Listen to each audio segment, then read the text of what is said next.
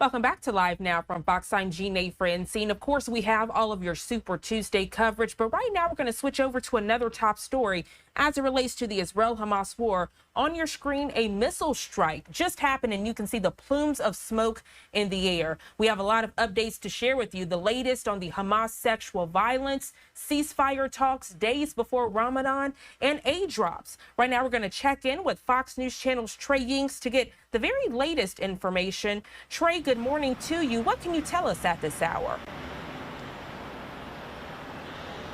Yeah, Janae, good morning. We do understand that ceasefire talks are continuing today in Cairo, Egypt. I spoke earlier with a senior Hamas official who provided new details on some of the red lines that the organization has in these conversations that are taking place. This official says that Hamas is demanding a comprehensive ceasefire agreement and also the total withdrawal of Israelis from the Gaza Strip. One final point has to do with allowing Gazans who have been displaced during this war to return to their homes, especially in the northern part of Gaza.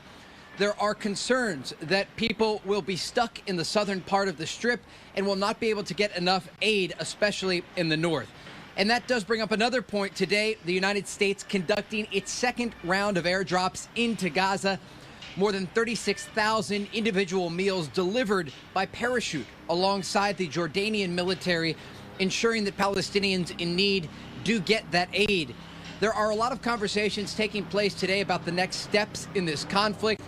And we do understand that earlier, the Lebanese militant group Hezbollah launched a large barrage into northern Israel as they do continue their attacks into Israeli territory. As to what will happen next, the region is waiting to see if these ceasefire talks will be successful in Cairo.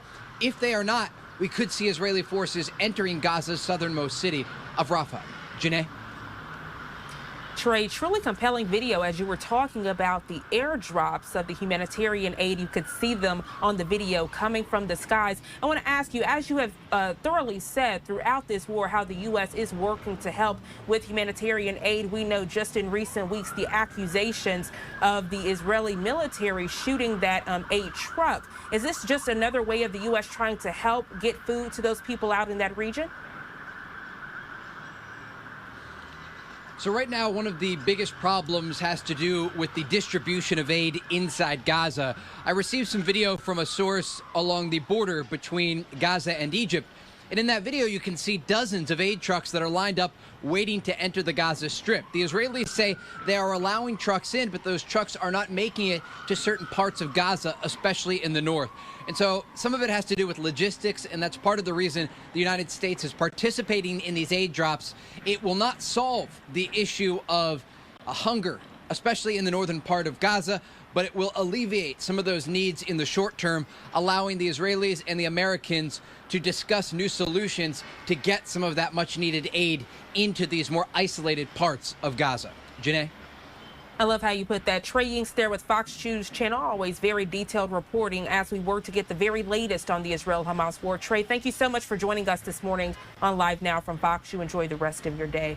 And as we continue and further this conversation, there on your screen, a live look out in Gaza. Just before we went to Trey, you could see how this war continues at this hour. Now at 9:48 on the East Coast, there were literally plumes of smoke in the sky from those missile strikes. We're going to go ahead and go to our final 2-minute commercial break of the hour. We'll be right back.